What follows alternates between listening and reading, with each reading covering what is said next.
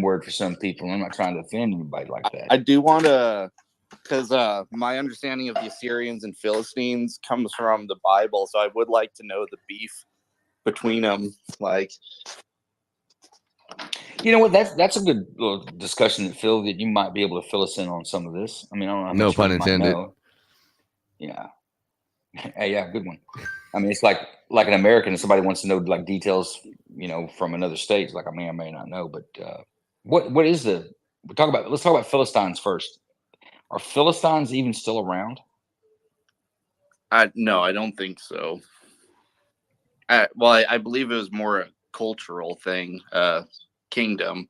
So I think the race, I don't know if you'd call it a race, but the people are still around. I think from what I learned digging into the whole Israeli conflict, I think the Palestinians claim to be related to the Philistines, but I'm not sure. I'm sure there's a lot more. The name Palestine was given to him by Roman. It was and I forget why it was almost an insult after they conquered it. Yep, it was Rome first, the British too. It was a slap in the face to Israel. Yeah, they renamed it. The Great Britain renamed it. Well, they call themselves Palestinian people. It didn't have the name of Palestine. The enemy of the people, the fakeness. When Great Britain had it, what did they call it? The word fake. I think it did because people always. The story became. It was 1927, I think. 1927 coins take to the say word Palestine fake on out. them. When I'm. And now I'm saying, oh no, this is no good. But they'll bring up these that's coins, the way they are. That was like during the British colonial era. Surprise, motherfucker. Have you taken a cognitive? Well, no, I haven't taken taken where they are now. I want to say it was part of Lebanon or something that had another name for it. Yeah, and it was much more expansive. It was a lot larger. Cocaine or not? What do you think, huh? Yeah, than just Israel's very, very small. I think Palestine. Well, Saudi Arabia, as it exists now, didn't exist prior to World War II. I wasn't really aware of that. No. The king, the Suad family, the kingdom, the family that has it now, the Suad family. That's why it's Saudi Arabia, the Suads of Arabia. King Qad, I think his name was. He was like a tribal king. He helped cut this up, the way the Middle East is now. Hang on, I can't spell while I'm talking. Hey, Phil, I apologize. I brought up the P word. I didn't mean to scare you off. I mean, you insulted the shit out of him. You rolled out. I know I mentioned the P word. I apologize.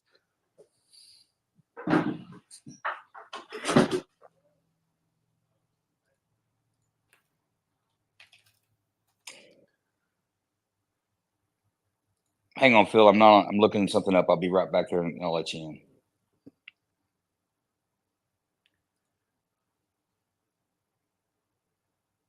You want to talk about looking at political maps? This is political as fuck.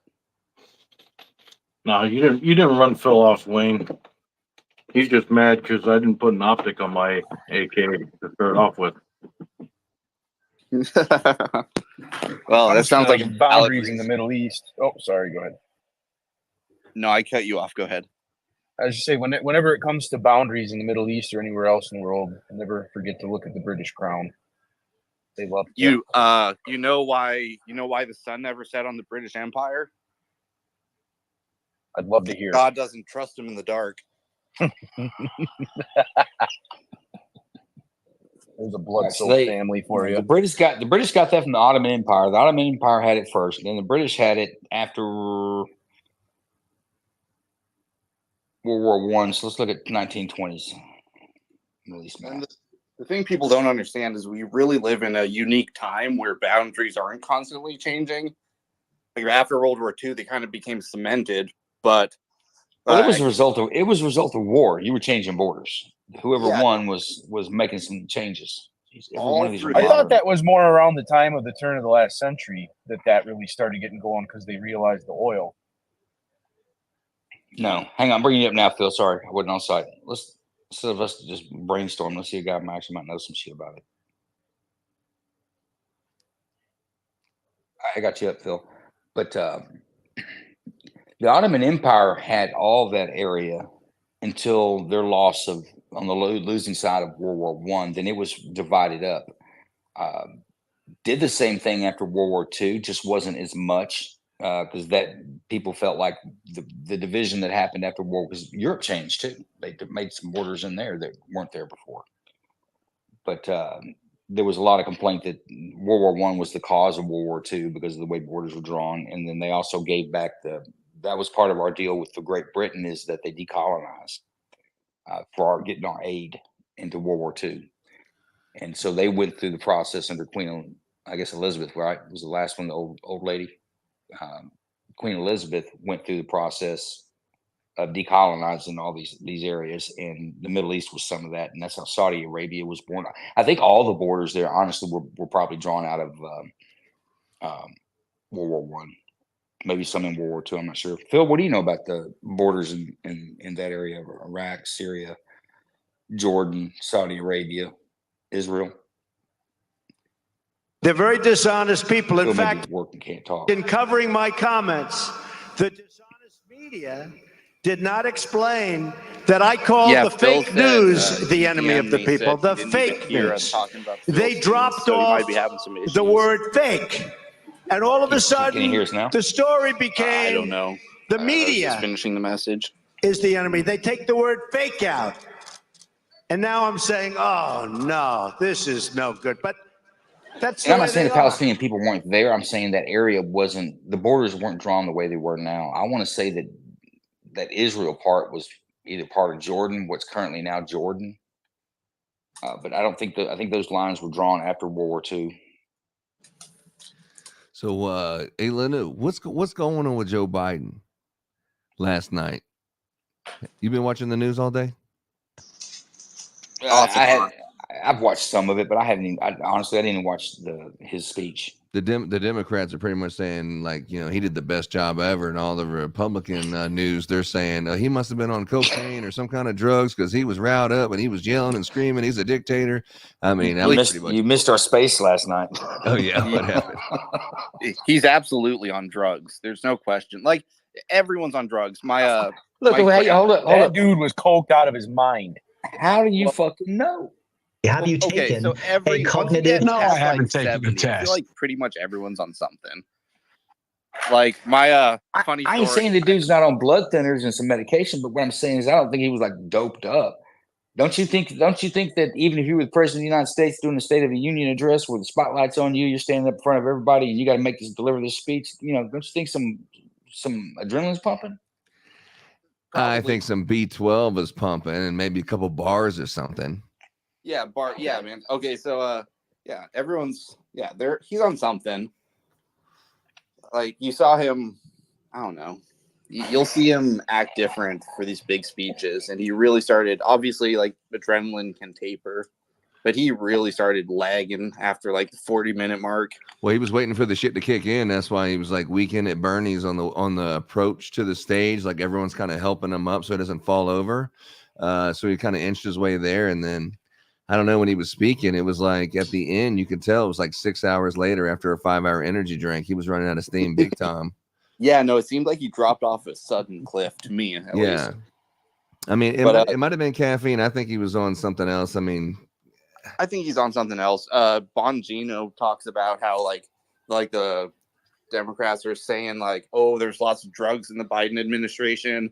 And Bongino was explaining how they do prescribe Secret Service men like uppers and downers for when you're traveling over time zones. You know, got to stay up overnight, shit like that. Like, sure. There's drugs being used. There's obviously. I mean, they found cocaine in the White House. It's not that far of a stretch. Yeah. Why the hell would I take a test? But, Man, you said, I hope if I ever get to stand in front of a jury, I don't see none of your fucking faces up there. Yeah, damn dry snitch. Now y'all be believing some fucking crazy shit. You ain't got time to be taking and analyzing no evidence for any good reason. It's like a professional athlete, Lnu. Like, you know, you're about to hit that home run, take a little steroids and give you I mean, he's a politician that's about to get up there and speak. He's already Sleepy Joe for a reason. They had his ass boosted up. I haven't seen that Joe, and he really wasn't stumbling too much until the very end when the shit was wearing off. I don't know what he was on. I find it incredibly hard to believe that I find it very hard to believe that someone that's over 80 isn't on something. Listen, guys, I pay attention to arguments. I just do. It's a thing. I'm a weird guy, but I pay attention to arguments. I listen to arguments, especially on the left, and they'll go through there like that, and it's like we're talking about whether he's on drugs or not, and then the story is like, oh, then it was wearing off. They just kind of taper you into it, like, well, we already knew that. It's already established. My point is right. So now I'm just debating. I'm just talking about it after that. It's crazy how we do the same thing when we argue. Well, absolutely. For me, it's irrelevant whether he was on anything. Like, I don't like his policies. I don't care what he's on. But it is, I just think it's hard to believe that he wouldn't be prescribed something. Like, all my grandparents are on something. Fucking meth? Your grandparents on meth? Dude, funny story. My That's a yes. Technically, my grandma. She's not. Hang on. I need to adjust my chair here because I think you're about to tell me your grandma's on meth. Okay, go ahead. Okay, she's not technically my grandma, so don't dox her. But no, she found out she was about 84. She found out she could get drugs in Mexico for a lot cheaper. She like $200 would be a year's supply for her Xanax. And so she tried like buying her whole year's supply. The Border Patrol caught her, and they were like, I don't think they were ever going to arrest her, but they took her aside. They're like, you can't fucking do this, and they confiscated it all. I was like, shit, my grandma's a drug smuggler. Well, she's not technically your grandma, so it doesn't really count. Yeah, my not technically grandma. Phil, give me a thumbs up if you can hear us. I'm trying to invite you, but I don't know if you're at work and don't want to talk. Talking to me? Hey, Phil, what's the up, Cabon Assyrian Mike? king. What's up, Mike? Everything is good, man. How you doing? Can you hear me? Yes, sir. Yes, sir. Yeah. How you doing? Man, I'm doing pretty good. We're broadcasting this on X and Twitter, and I got the radio station thing figured out. Oh, beautiful. What software are you using? That Zeno FM with the same Zeno FM. Cool. Right now I'm kind of doubling this one into share screen into StreamYard, and then broadcasting from there, and then I can get onto the actual live radio station on the Shoutcast.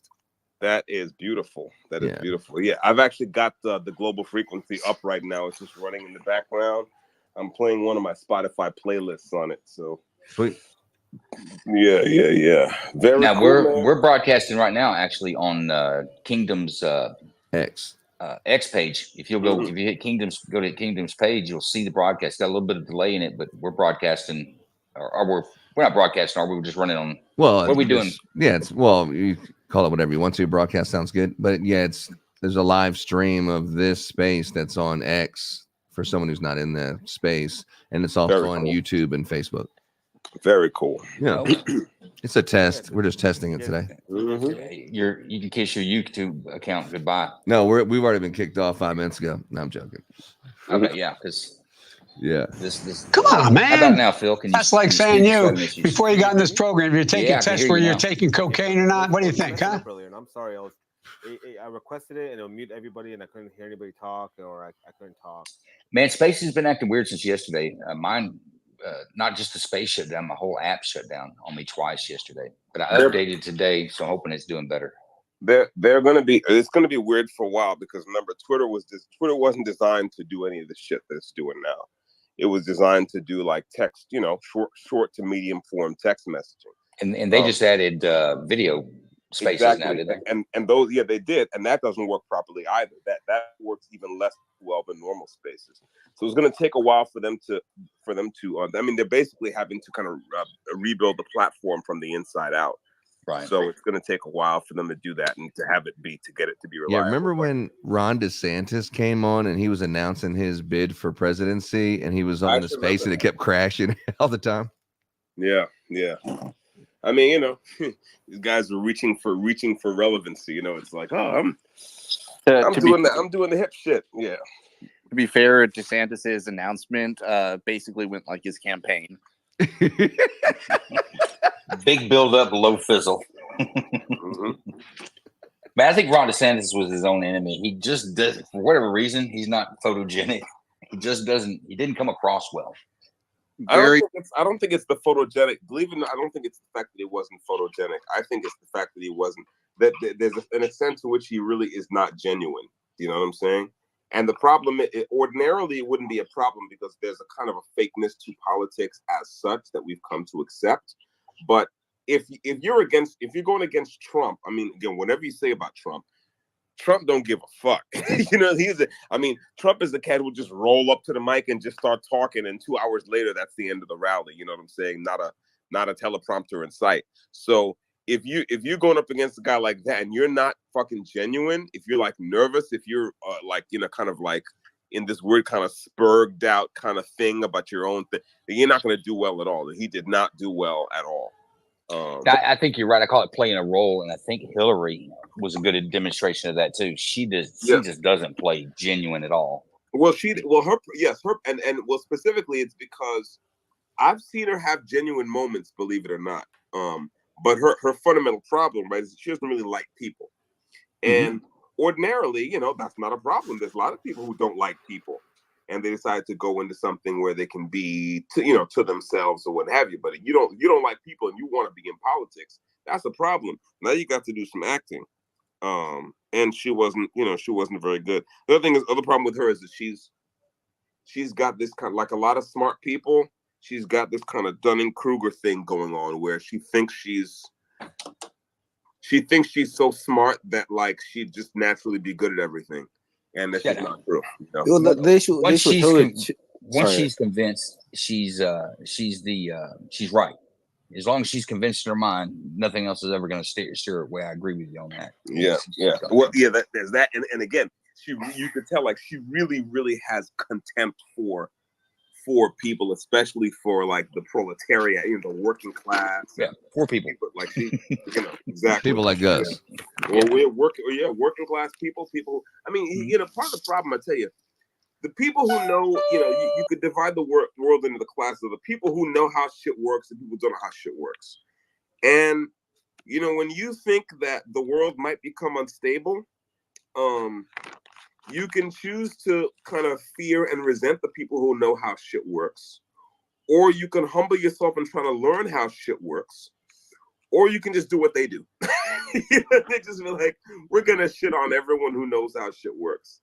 You know, that's the other option too. Carpenters, plumbers, welders, everybody. We just shit on them because they know how shit works. They literally shit on Haiti. Like, look at Haiti. Look what the Clintons did to Haiti. Say it again. What? Haiti. Look at Haiti. Look what the Clintons did to Haiti. Well, I mean, to be honest, the Clintons didn't do that to Haiti. Haiti was in a pretty fucked up state long before the Clintons showed up. Hey, I don't want to get into that. We were starting something when we were having trouble with Phil. Phil, we think you might be a subject matter expert on the discussion we were having. Because of Middle Eastern, sure. He's talking about the Palestinians, right? Palestinians. Okay, yeah, that's what we want to know. Is the Jews and the Gentiles. Anybody else going to interrupt me? Go ahead and do it now. All right. So, what happened to the Philistines? What happened to the Philistines? What happened to the Philistines? It's called the Roman Empire. They demolished everybody in the Middle East. But so they beat the empire, but they didn't kill the people. So those people there are Philistines, or who now? Well, it's basically the Philistines have become basically Palestinians in a way. If you look at the history, it's slowly transitioned over to Palestine people and also Jewish people too, because it's all mixed in there. So if you look at the really true history of the Middle East, my ancestors are Babylonians, right? So my ancestors technically ruled all that land at one point and given, and then the Roman Empire came and demolished us and wiped us out, and then the Ottoman Empire came and took over and just broke up the land as much as they can, and then also the Philistines were there too. As war happened in the Middle East, the Philistines basically got pushed away and they became the Palestinians. That's my understanding of what happened. Again, I could be 100% incorrect. I don't know. I just understand they got pushed out and they became the Palestinians. And then basically the Jewish, but those Jewish settlement there too. So for the longest time, those Jewish settlements there, but it's not a big pocket. It was a small pocket here and there, northern, southern, but the majority of it was 95% Arab controlled. And then as war happened with the Israelites, that was because of the Ottoman Empire, right? Well, that and because of the British Empire too. But after World War II, the Brits decided, hey, we're going to break up the Middle East and make it individual countries. And well, hang on. Listen, they did it again. They did it in World War One, didn't they? After the Ottoman, they defeated Ottoman Empire was on the wrong side of the Ottoman Empire was going through a civil war, and there was one Arabic king or leader was trying to unite the whole Arab countries together. And after that, that's when after World War One, I thought World War II, but it's World War One. I'm sorry. UK came in and like, you know what, we're going to break up everything into individual countries, which kind of made it unstable because, I mean, now you have people fighting for land that they thought was theirs. Yeah, they're just lines on a map is what they drew. But now, so are the modern day borders we see, like the Iraqi border, Jordan, Syria, Saudi Arabia, are those what was drawn after World War One?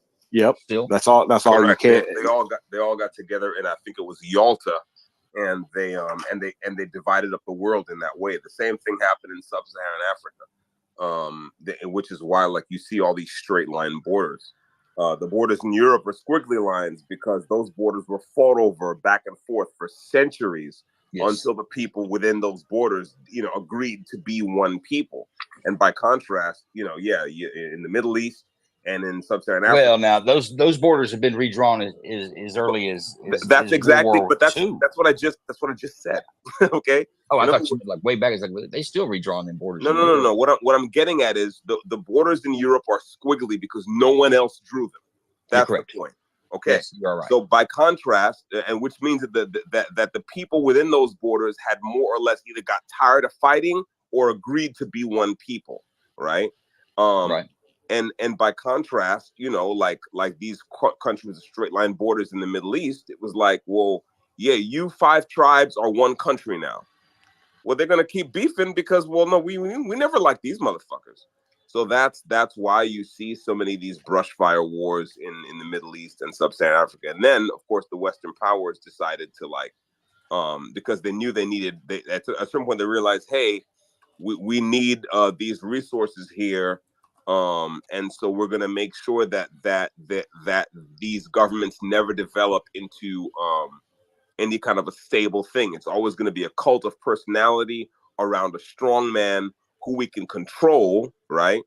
And so they subsidize the destruction of politics as such in the Middle East, because politics as such means uncertain outcomes.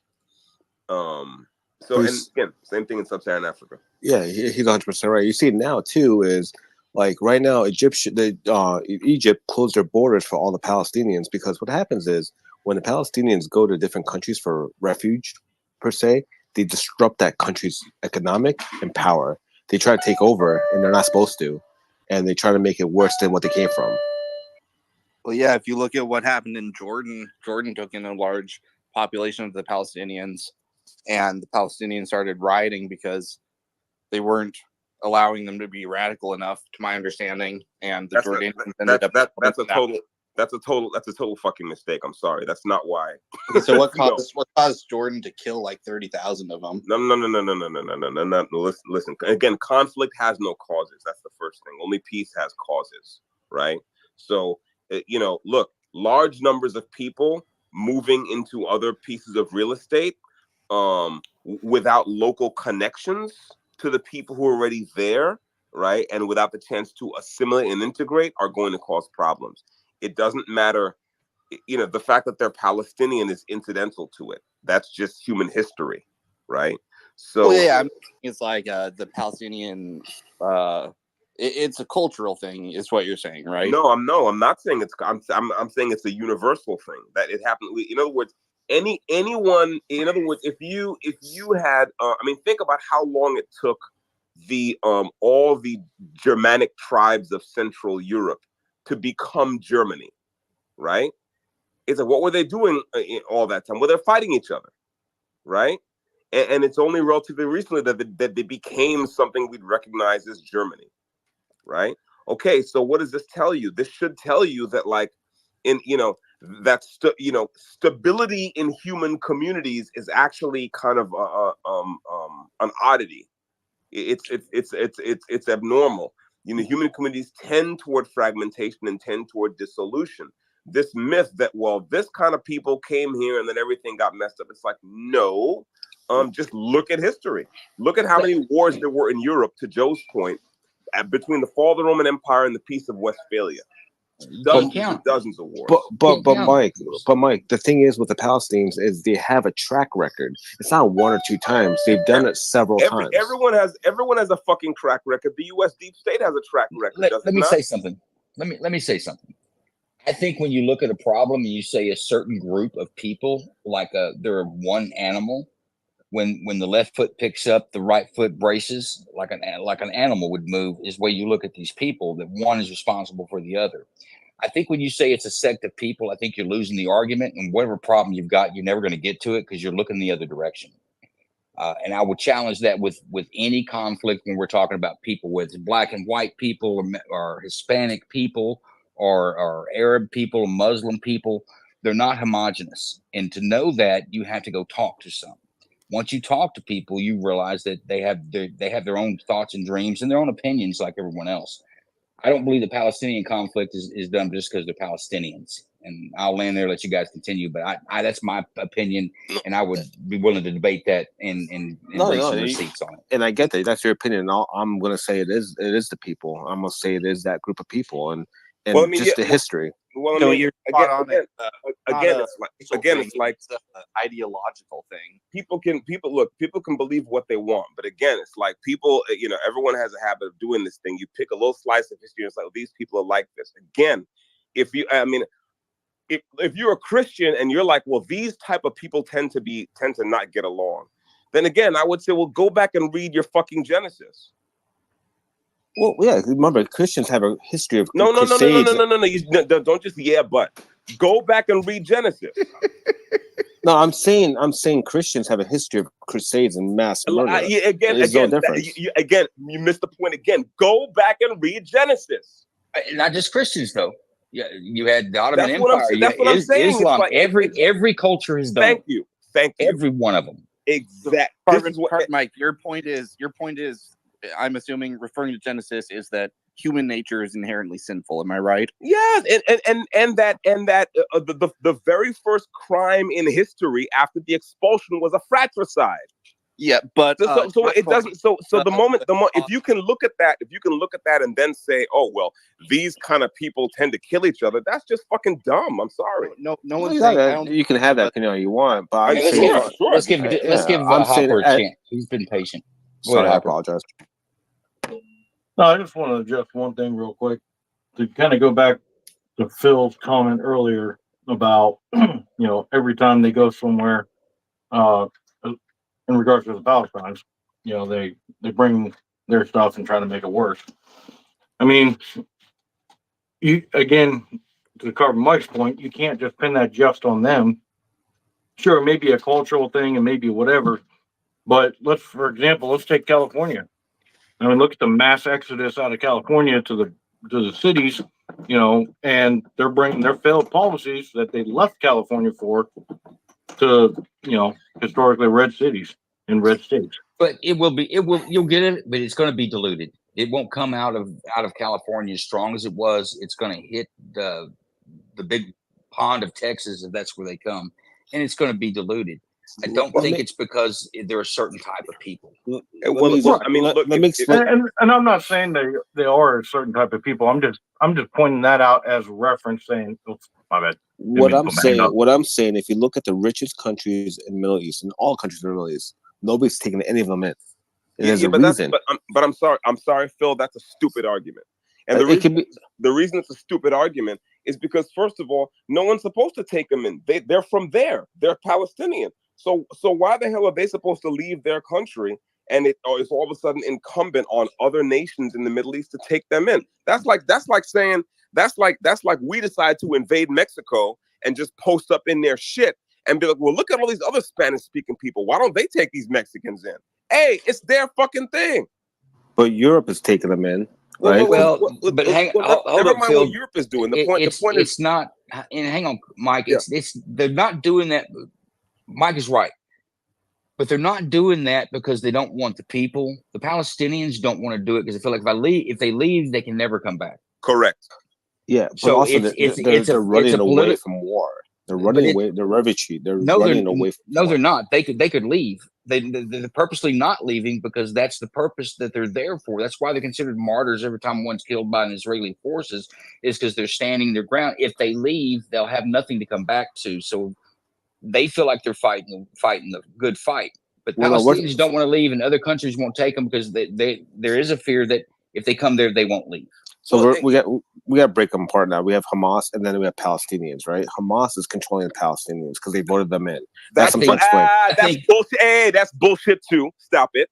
That's bullshit. You don't think Hamas is controlling the Palestinians? Of course not. No. Look, Hamas is a government. So they're supported by the Palestinians. Are people their governments? Are people their government? So you're saying the government's not controlling the people who voted them in? Do you? First of all, no. Obviously not. I mean, first of all, who created Hamas in the first place? That's the first question. Who created Hamas? Hold on, gentlemen. The evidence is right there in front of us. Because right now, Hamas is on the run. If they were against Hamas, they could be right now without retribution. But you don't see that. They're holding together. Hamas is Palestinians, and Palestinians are Hamas. No. That's not the point. No, you missed that point too. The Hamas is the creation of the Israeli government. The Israeli government created Hamas, funded Hamas, fostered Hamas, and elevated Hamas. Why? As a strategic hedge against a unified Palestinian Authority, which at the time was a Marxist bunch, the PLO. That's what those guys were, like the secular Marxist Palestinian liberation guys. And the idea was that the leadership of Israel wanted to be able to say, we don't have a partner for peace. So at the time that the PLO was on top, they basically pushed Hamas to be a thing so that then there could be conflict, and then they could fall back and say, as they did say, well, we can't negotiate because we don't know who we're negotiating with. We don't have a partner for peace. Now, that's just how it is. So, and if I sound like I'm taking it personal, it's like I'm America first. But the thing is, that's the same shit that fucking retarded Republicans are always saying about people who live in cities when bad shit jumps off in cities. Oh, fuck them all. They voted for it. Well, most of the people who are alive in Gaza right now were children when were children when the last election was held. So is it your contention that the children who were alive at that time are to blame for their own misfortunes now? That's some bullshit. Well, first off, I'm not blaming anyone. No, I'm not talking to you. What I'm saying is my point is this: is that no matter how Hamas got there, if Hamas started out as a good idea, and then after elections got away, they kind of took over and overpowered the people, and this is Hamas is keeping the fight going. At this point, if the Palestinians weren't supporting Hamas, at this point, it would be easy not to. But again, that's also factually not true because Palestinians aren't. By supporting, what do you mean? Do you mean that Palestinians are donating concrete and aggregate and water to help them build, and structural steel to help them build tunnels? No. Hamas is doing what they're doing. They've been elevated by Israel. Support to your side in a war. If you're a civilian, is just turning your back. You let the military comes and does what they do. You turn your back. You don't do anything. You're not opposing them. First of all, are you familiar with collective punishment that was assigned to the German people in World War II? Oh yeah. Well, it was before World War II. All the people were assigned. They were held guilty for. It happened before World War II. It didn't matter who voted for Hitler. All were collectively. Yeah. Listen. I know about that. And like this goes back into history. It didn't start with World War II, is what I'm saying. So, and by the way, I'm not saying that whatever's going down is not going to go down. What I'm saying is that I'm not going to fucking co-sign it. You can co-sign it if you want to, and you can make excuses for it if you want to, but I'm not going to. You understand what I'm saying? Co-sign excuses for what? I'm lost on the co-sign excuses for genocide and land clearing operations by saying, well, although, and I'm not saying you're saying this, Joe. I'm just saying. This idea that, well, all those people, need to get what they get because they're supporting. No, it's like Hamas is just the government there, and just like the Israelis are the IDF and whichever party, I think it's Likud, whoever who's in charge, Netanyahu's party, they're in charge of Israel. So the history of Hamas was started in the 1980s by the Amman there because the Israelites was controlling their territories, so they made a controlling party to fight them off.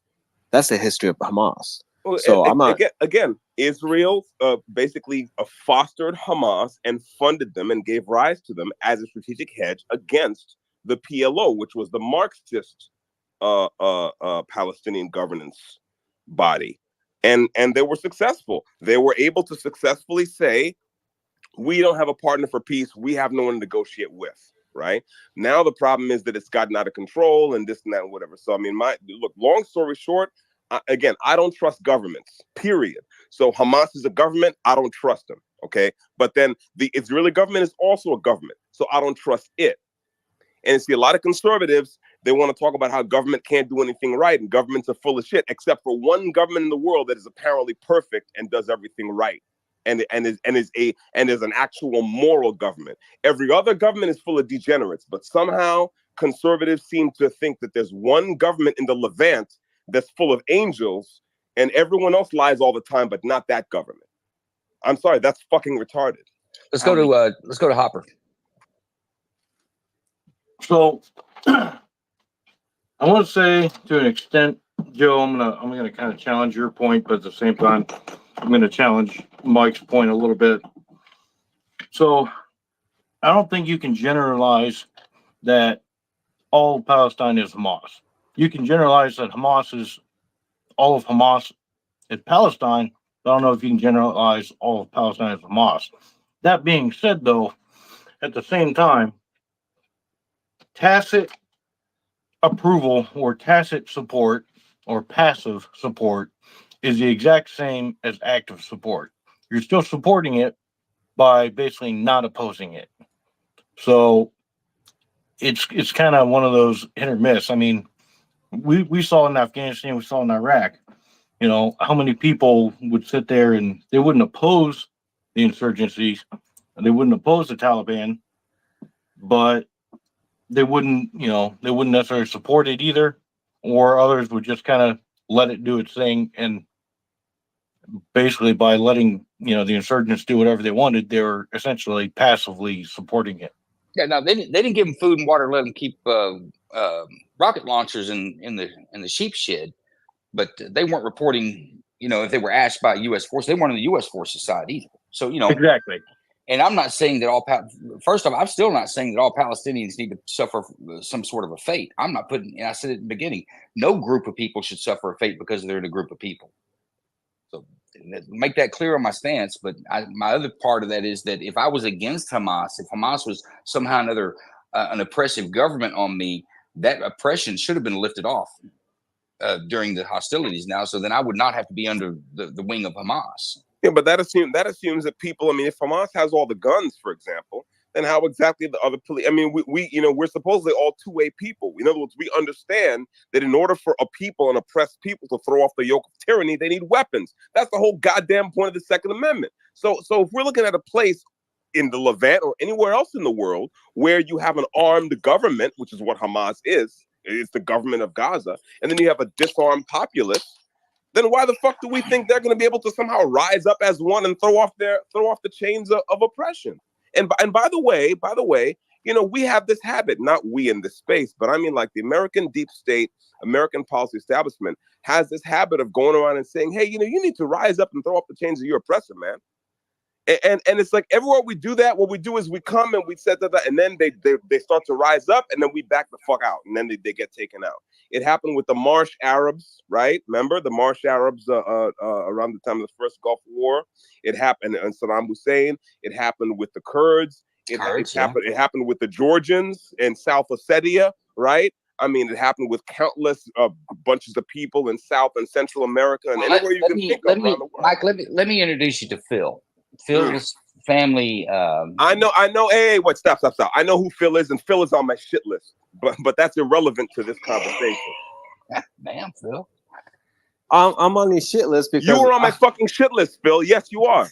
Because I try to give you some support and kind of tell you from the outside looking in what's going on. Okay. Well, no. You're on my shit list because it's like, motherfucker, I was born here. Okay, you just got here. I gave you grace too. Okay. My family's been here. I gave you grace. Yeah. Yeah. And you turn around and was like, oh, well, the reason why. I was just trying to explain to you. Okay, I was trying to explain to you. You don't need to explain shit, bro. You don't need to explain shit to me. You feel me? I can't put a helping hand out. You can, brother man, you can say anything you want, and I get the right to listen to what you said and be like, fuck you where you breathe. Don't explain to me why these motherfuckers are not looking at my case because it looks bad. What about my case looks bad? Because I didn't ask for permission to exercise a fucking right? That looks bad to you? Yeah, because the media, every article you read in the media in New York, it's making you look like a villain. I'm talking about Republicans. I'm talking about conservatives. I'm talking about people I'm not talking about CNN. And when they read the article, and then if you let me finish, if they read the article, they make you look bad. They're not going to have your back. Bro, that makes even less sense than the bullshit you said the first time. That's what I exactly said. You can be mad at it. You can be mad at all you fucking want. No. I'm trying to help you. I'm just saying. I'm not the one to look at 18 years. You are. I'm trying to be helpful. You listen, bro. Don't do me any fucking favors, okay? That's what I'm saying. Like in other words, you want to make excuses for motherfuckers who you don't want any support. You get no support. I'm the biggest pro-2 guy you ever meet in your life. I'm just trying to help you get. You're trying to help me do what? Help me do what? You gonna help me? Get your word out. I'm trying to get people to know. Yeah, of course. You need help. I'm trying to help.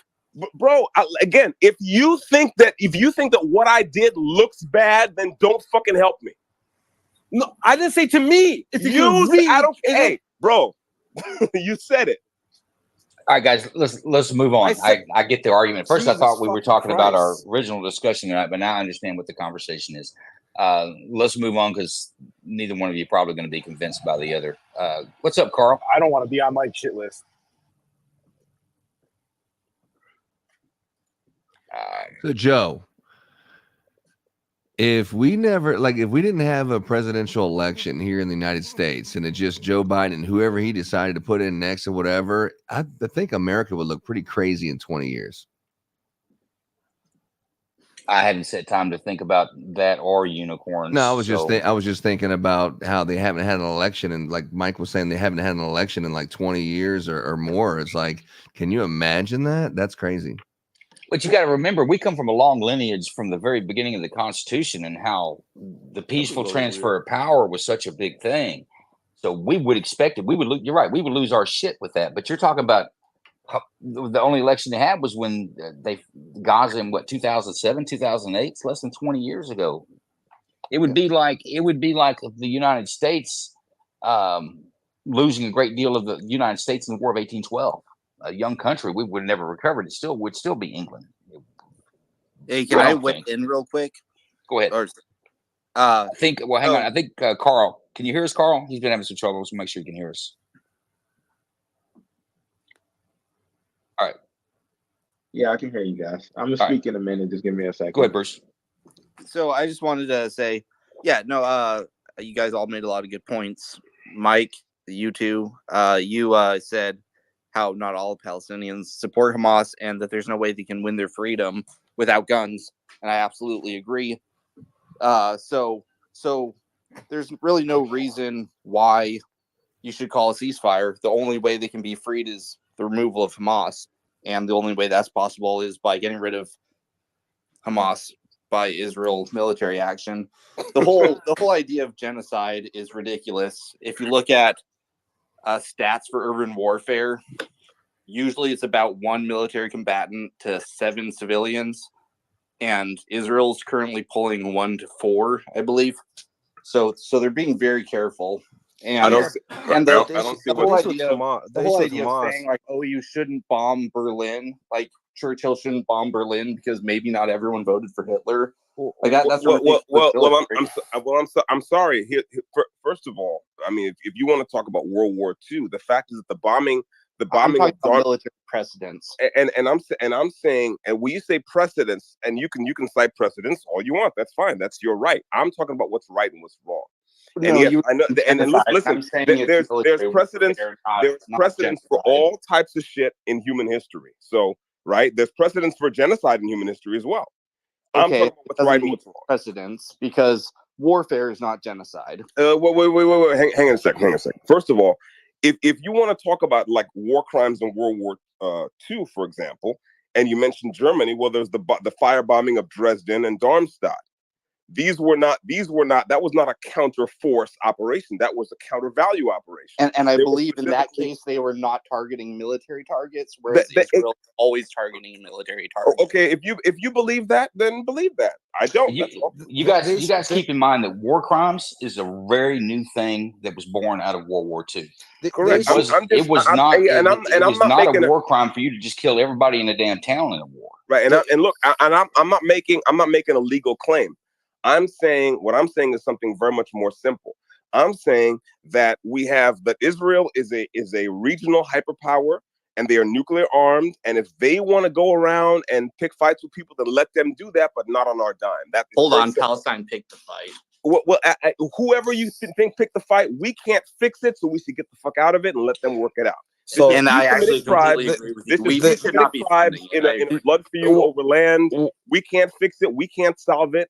And as far as I'm concerned, we should not be in it. But nor should we be running around getting into fights with other Middle East powers on Israel. No, I completely agree. We shouldn't be funding Israel. We also shouldn't be giving aid to Gaza. Yeah, exactly. I'm like, get out of it. Get out of it altogether. People forgetting this about Hamas, right? Remember, they're taking normal Palestinian people and using them as shields to not get bombed. And people forgetting this, right? And I'm not saying all Palestinians are bad. I'm not saying that. I'm saying Hamas in general is a bad group.